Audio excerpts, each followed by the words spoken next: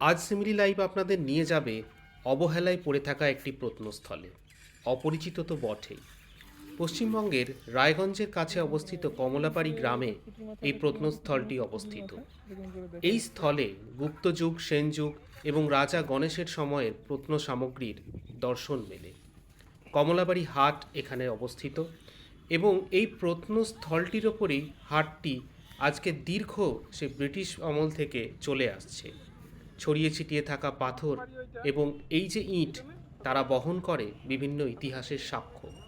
জায়গাটি demarcation archaeological survey of ইন্ডিয়ার দ্বারা হয়ে গেলেও কোনো অজ্ঞাত কারণে খোঁড়াখুঁড়ি করা হয়নি। এর অতলে লুকিয়ে আছে অনেক গভীর রহস্য।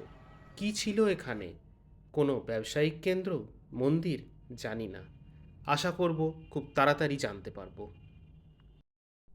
আজ সিমিলি লাইভ আপনাদের নিয়ে যাবে অবহেলায় পড়ে থাকা